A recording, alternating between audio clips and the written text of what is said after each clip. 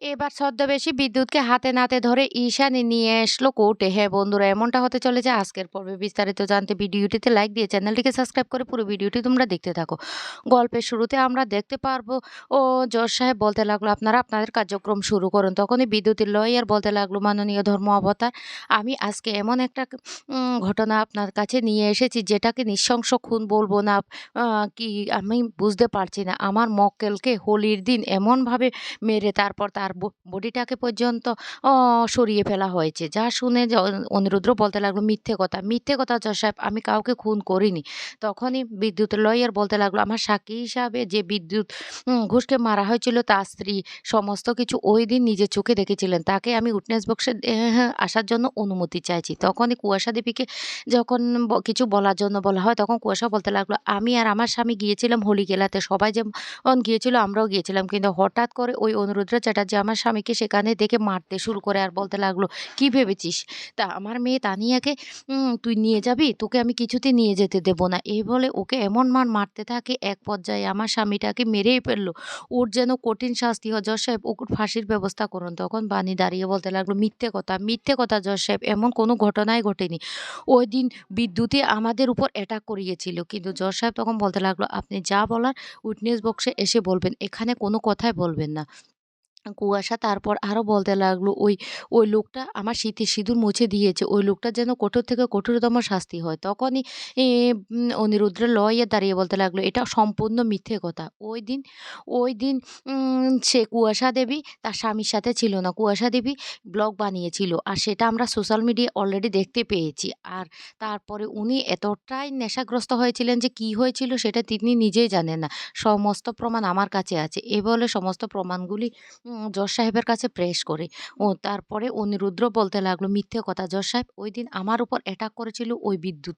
বিদ্যুৎ ১ম এ বাণীর উপর অ্যাটাক করেছিল। বাণীকে মেরে ফেলার চেষ্টা করেছিল। তারপর আমি বাঁচাতে গিয়েছিলাম। আর এরপরে আমাকেও ও মেরে ফেলার চেষ্টা করেছিল। তখন আমি আত্মরক্ষার জন্য হাতের কাছে যা পাই তাই দিয়ে নিজেকে বাঁচানোর চেষ্টা করি।" তখনই বিদ্যুৎ লইয়ার বলতে লাগলো, "জজ সাহেব, আপনি কি শুনতে পেয়েছেন? হাতের কাছে যা পাই তাই।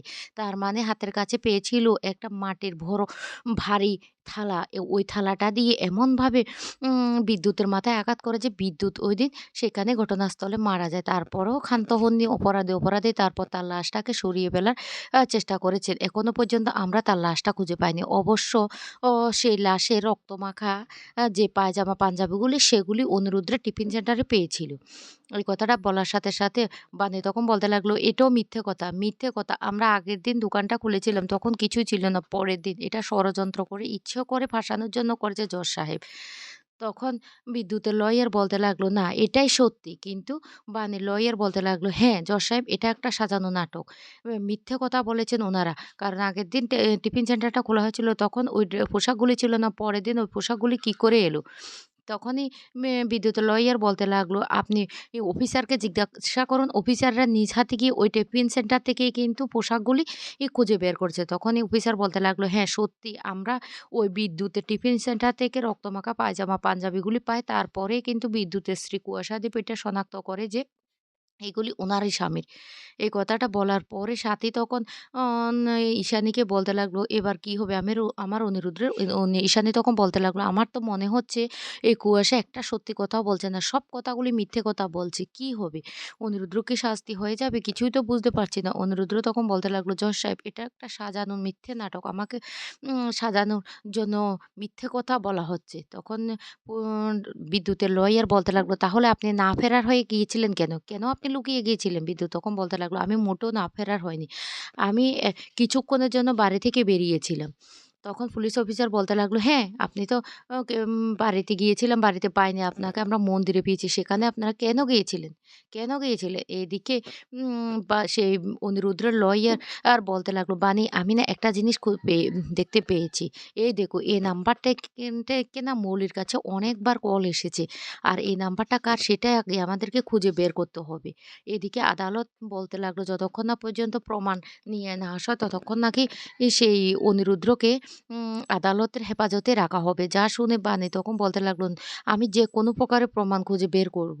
আমি মিস্টার চ্যাটার্জিকে এভাবে সাজা পেতে দেব না।" অন্যদিকে কুয়াশা বলতে লাগলো, "জজ সাহেব ওর এমন শাস্তির ব্যবস্থা করুন। ও আমার স্বামীকে মেরে ফেলেছে। আমি ওর কঠিন থেকে কঠিনতম শাস্তি চাই।" অন্যদিকে দেখা যায় মৌলি আর নয়নতারা দেবী প্ল্যান করতে থাকে বিদ্যুতের সাথে কথা বলার জন্য। ঐদিন বাড়িতে কেউ থাকবে না এই সুযোগ বুঝে ওদেরকে বাড়িতে আসতে বলা হয়। এদিকে তো পিনাকি, ঈশানীরা বাড়ি থেকে বেরিয়ে গেছে কাজে যাওয়ার জন্য। হঠাৎ করে মাঝ রাস্তায় গিয়ে ওদের মনে পড়ে যায় যে তাদের ব্যাংকের যে দরকারি ফাইলটা ওটাই ফেলে এসেছে। তখন ঈশানী বলতে লাগলো, "তাহলে গাড়িটা ব্যাক করো আমরা বাড়িতে যাবো। আমরা তো বেশি দূর আসতে পারিনি।" এইদিকে নয়নতারা দেবী বলতে লাগলো, এই তোমরা কি ভেবেছ? কি ভেবেছ? অলরেডি কিন্তু বাণীর উকিল কিন্তু ট্রেস করতে পেরেছে তোমার নাম্বারটা। একবার যদি তুমি ধরা পড়ো না তাহলে কিন্তু জেলের ভাত খাওয়া ছাড়া তোমার আর কোনো উপায় থাকবে না। তাই তোমাকে বলছি সাবধানে থেকো।" মৌলি তখন বলতে লাগলো, "শুনো বিদ্যুৎ তোমাকে আমি একটা কথা বলে রাখি। কিছুতে আমাদেরকে ধরা পড়লে চলবে না। না হলে কিন্তু সোজা জেলে যেতে হবে।" আর তখনই সেই মুহূর্তে ঈশানীরা বাড়ি ফিরে আসে। আর ঈশানীরা এসে ওই ছদ্মবেশী দুজনকে দেখে চমকে যায়। ঈশানী তখন বলতে লাগলো, "কি ব্যাপার? ওনারা কারা? ওনারা কি করছেন এখানে?" তখন তাড়াতাড়ি করে নয়নতারা দেবী বলতে লাগলো, "আরে ঈশানী কেন বুঝতে পারছো না? এরা হলো এরা হলো ও বিধবা। বিধবা সংস্থা থেকে এসেছে কিছু সাহায্য চাওয়ার জন্য।" এদিকে লকআপে নিয়ে অনিরুদ্র বসে আছে। তখনই বানি সেখানে দেখা করতে যায় আর গিয়ে বলতে লাগলো, "আজকে আপনি জীবনটা আমার জীবনের সাথে কিন্তু মি উম নিয়েই কিন্তু আজকে আপনার এমন অবস্থাটা হয়েছে।" তখন অনুরুদ্র বলতে লাগলো, "না বানি, আজকে আমি তানিয়ার মতো এমন একটা মেয়ের ভালোবাসা পেতাম না যদি তোমার জীবনের সাথে আমার জীবনটা না জড়াতাম। তোমার মতো এমন একটা ভালো মানুষ পেতাম না।" তখনই হানি বলতে লাগলো, "মিস্টার চ্যাটার্জি আমি আপনাকে নির্দোষ প্রমাণিত করেই ছাড়বো।" এদিকে ঈশানী বলতে লাগলো, "আমি ওদেরকে দেখব। ওরা কোন সংস্থা থেকে এসেছে ওদের ডকুমেন্টস গুলো দেখব।" মৌলি তখন বলতে লাগলো, "আমি দেখেছি তো মম।" কিন্তু ঈশানী কিছুতে নাছোড়বান্দা। ঈশানী তখন বলতে লাগলো, "কেন? তুমি? তুমি দেখেছো কি হয়েছে? আমাকে তো দেখতে হবে। না হলে কিন্তু আমি ওদেরকে ঘুমটা সরিয়ে দে এ এ মুখগুলি দেখে ফেলবো। ওরা কারা আমাকে জানতেই হবে।" তখন মৌলি বলতে লাগলো, "মম তুমি আমাকে বিশ্বাস করতে পারছো না?" ঈশানী তখন বলতে লাগলো, "না ইদানিং তোমার আর তোমার গ্র্যানির কর্মকাণ্ডে তোমাদেরকে বিশ্বাস করতে পারছি না।" বান্টি তখন সেখানে চলে আসে। আর বান্টি এসে কুয়াশাকে চিনতে পেরে যায়। বান্টি তখন মিথ্যে কথা বলে আর বলতে লাগলো, "আমি না ওদেরকে চিনি। ওরা না সত্যি বিধবা সংস্থা থেকে এসেছে। ওদের স্বামী না ওদেরকে প্রতি রাতে মারে।" এই কথা বলার সাথে, সাথে ঈশানীর সন্দেহ। ঈশানী তখন বলতে লাগলো, "কি?" আর তখন সেই মুহূর্তে পিনাকি আর দাদুও চলে আসে। আর ওরা এসে বলতে লাগলো, "ওরা কারা?" ঈশানী তখন বলতে লাগলো, "বুঝতেই তো পারছি না ওরা কারা? এইভাবে ঘোমটা দিয়ে ছদ্মবেশে এসেছে। ওরা নাকি বিধবা সংস্থা থেকে এসেছে।" এই কথা বলার সাথে, সাথে দাদু তখন বলতে লাগলো, "আমারও তো বিশ্বাস হচ্ছে না।" ঈশানী তখন বলতে লাগলো, "সেজন্যই তো বাবা ওদের মুখগুলো আমাদেরকে দেখতে হবে।" তখন নয়নতারা সে কান্নাকাটি শুরু করে আর বলতে লাগলো, "তোমরা কি আমাকে বিশ্বাস করছো না?" দাদু তখন বলতে লাগলো, "না, এরকম মহৎ কাজ তো কোনোদিন করোনি, তাই বিশ্বাস হচ্ছে না।" তারপরে ঈশানী মুখটা আ গ দেখতে গেলে দেখতে পায় ওটা বিদ্যুৎ আর কুয়াশা। তখনই ঈশানী বলতে লাগলো, "ওটা তো বিদ্যুৎ আর কুয়াশা। ওদেরকে এক্ষুনি আদালতে নিয়ে যেতে হবে। ওদের জন্য আজকে অনিরুদ্ধের শাস্তি হবে। না, এটা আমি তো হতে দিতে পারি না।" এই বলে টানতে, টানতে বিদ্যুৎ আর কুয়াশাকে নিয়ে কোর্টে চলে যায়। অন্যদিকে বাণীকে ফোন করে সবটা জানিয়ে দেয়। আর বাণীও তখন সেখানে চলে আসে। তারপর জজ সাহেব ওই ছদ্মবেশী বিদ্যুৎ আর কুয়াশাকে দেখে বলতে লাগলো, "এত বড় প্রতারণার দায়ে আমরা বিদ্যুৎ ঘোষ আর কুয়াশা ঘোষকে সশ্রম কারাদণ্ড দিলাম।"